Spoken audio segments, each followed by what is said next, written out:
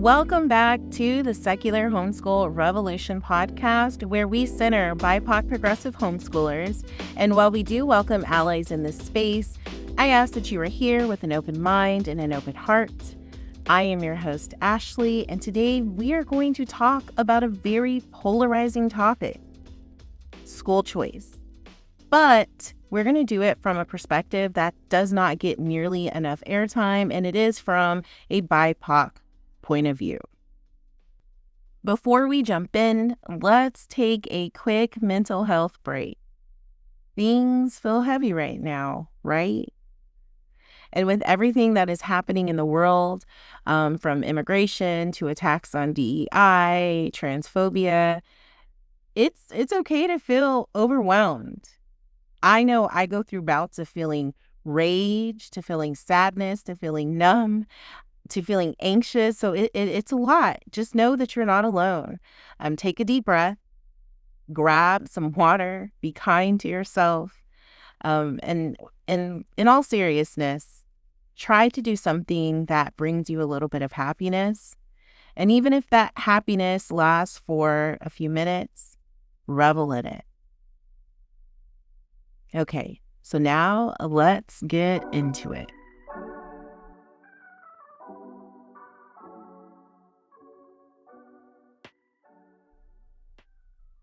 What is school choice?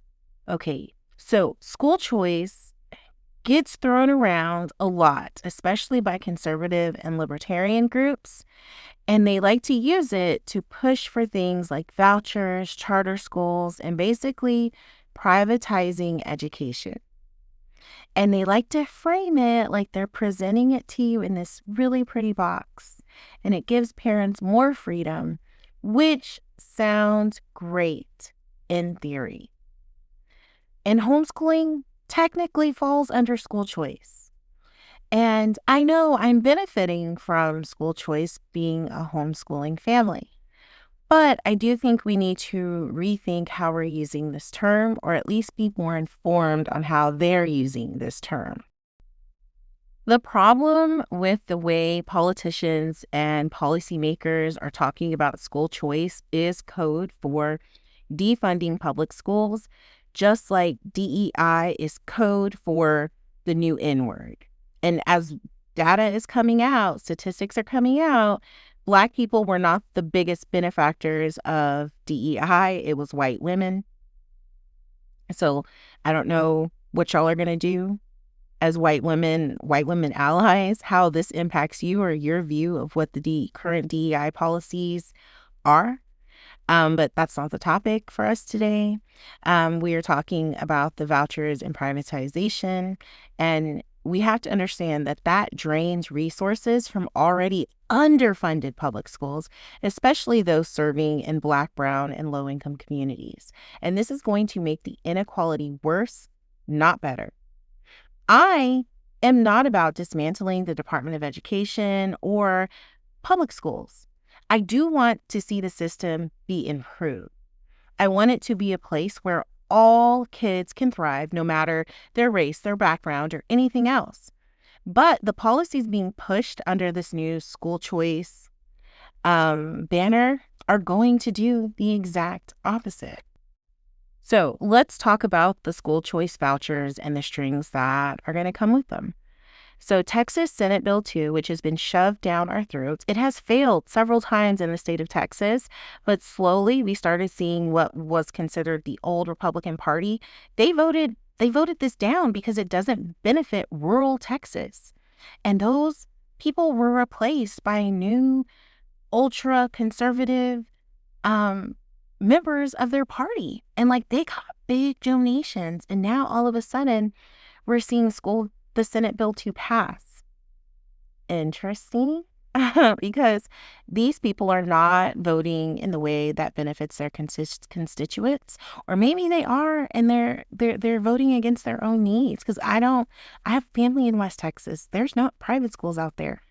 There's one campus that serves K through 12, and there's not another school for another 60, 70 miles.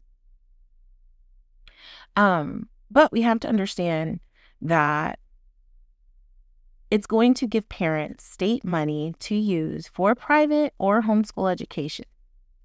But there's going to be a catch. There's probably going to be several catches. The bill's not, it's not all of the guidelines aren't fully constructed yet. We're in the neck of the woods of trying to get it fully passed over here, but it's going to the House, which it's a guarantee. And so we have to understand when we're taking government money for homeschooling, that means more state oversight. And that's something a lot of homeschoolers, especially progressive homeschoolers, need to be wary of. Texas lawmakers have a history of using freedom as a cover for policies that hurt marginalized communities. I don't trust them because they have shown time and time again that they prioritize a specific worldview over actual inclusivity and equity. Plus, these vouchers do not cover the cost of private school. So who does the vouchers benefit? Mostly wealthier families who cannot afford the difference. So meanwhile, public schools are losing funding. It is a recipe for disaster. Vouchers are going to take taxpayer money and give it to private institutions that don't have to follow the same rules as public schools. And they can't discriminate. And they don't have to provide students with disabilities. It's a mess. My kid was an IEP kid, and I did try to put her in a private school. They didn't have the resources or particularly care to support her because they didn't have to. So the likelihood of these private schools accepting, because they can't discriminate, they can, taking a kid who has an IEP is slim to none. And so if they're backing these ideal candidates for these private school institutions, our public schools aren't going to have the funding to support our kids who have IEPs. Let's look at a real world example. School choice vouchers have been approved in Arizona.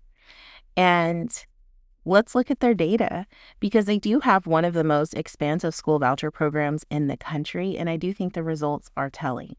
It was originally marketed, again, as a gift to help low-income and special needs families to access better educational opportunities.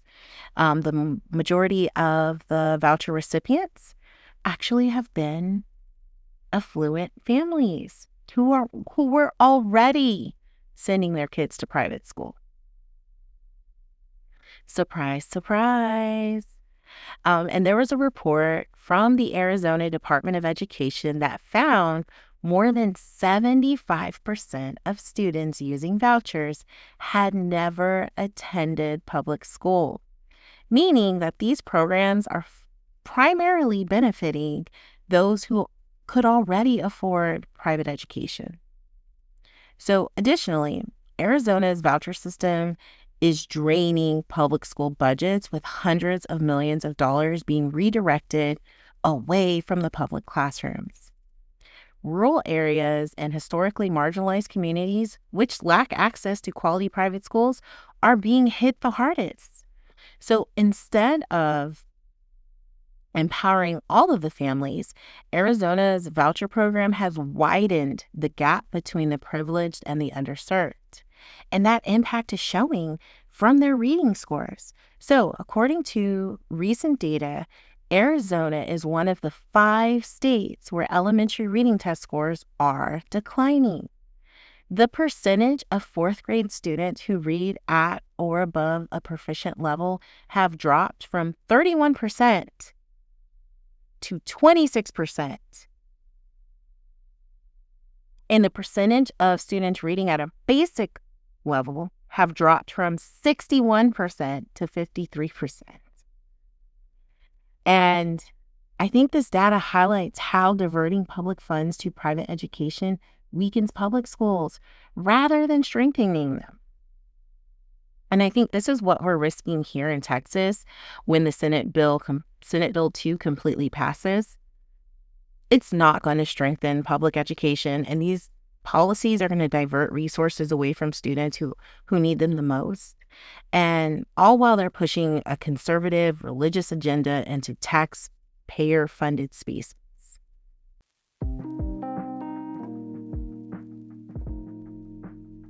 And I do want to address why I homeschool and why it's political. I talked about it in my first season, but like many of you, I homeschool because I believe my kids deserve an education that is diverse and free from harmful narratives that erase or diminish marginalized communities. I want my kids to learn history as it happened, not through a whitewashed lens. I want their science education to be grounded in facts and not religious dogma. I want their literature to be diverse, their math to be challenging and engaging, and their learning to be guided by curiosity rather than rigid standardization that is they're being taught to a test. And while I do recognize that my ability to homeschool is a privilege, not every family can afford to do so or navigate careers to figure it out. And I know not every child thrives in a homeschooling environment. And at the same time, I do also understand that homeschooling is a sacrifice. So for many homeschooling families, including my own, I've had to adjust finances, reconfigure career paths for, be me and my husband, and dedicate countless hours to planning and teaching. And there's been times where I've had to work here or there. And it's not always easy. Homeschooling is hard. Making this sacrifice is hard.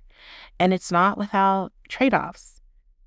But for us, the sacrifice is worth it because it does ensure our kids receive an education that aligns with our values and allows them to grow and flourish in ways that I don't think traditional schools often can provide. And I've worked in a school, my husband's worked in schools and worked in different types of schools. And again, like I've said before, we put our kids in our local public school and some charter schools and a private school, and it wasn't meeting our needs. And so I think for those schools that we tried, at least that are served by public funding, we do want them to get better. We want that kid who's not our own kid, we want to advocate for them because they deserve and it's their right to have high quality education. And I do want to say that the term high quality gets thrown around and it is one of those buzzwords that people like to say. But when you step foot, even if you don't have a background in education, you step foot in these underfunded schools, you know that high quality is not being offered there. What I do think needs to change in public schools is we need to invest and not abandon them. We need more funding for students and teachers. We need to have culturally relevant teaching that includes accurate history and diverse perspectives. Smaller class sizes. We need mental health resources, less standardized testing. And what can we do? We can pull apart things that aren't working all the time. And even if we homeschool, we can still advocate for better public schools. We can vote for policies that support public education in marginalized communities. We can show up to State Board of Education meetings. We can watch them online. We can let our local representatives know, because we are their constituents, like how we feel about certain policies. We can speak out against privatization, and we can support teachers who are fighting for inclusive classrooms, offer supplies, offer any kind of support, and do some check-ins. And while I do understand, again, I chose to homeschool, I also know it falls under the school choice umbrella. But I know that doesn't mean I want public schools to fail. I want them to thrive because education should be about lifting all kids up.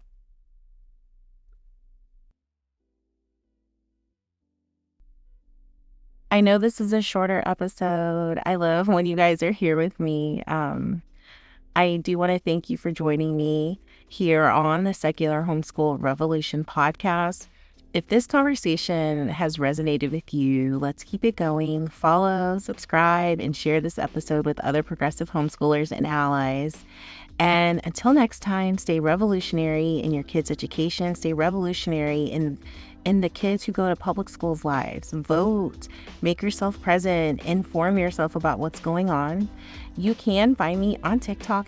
I started posting on TikTok a little bit more when I started doing it right the week of when we thought it was going to, disintegrate into an abyss. And I enjoy posting on TikTok way more than I enjoy posting on Facebook and Instagram. I like that the algorithm is helping me find my people. So if you're on TikTok, it's secular_homeschool_mama, MAMA. And I am on Instagram as the Secular Homeschool Revolution. Let me know how it's going. I'd love to hear how you're out there thriving and surviving.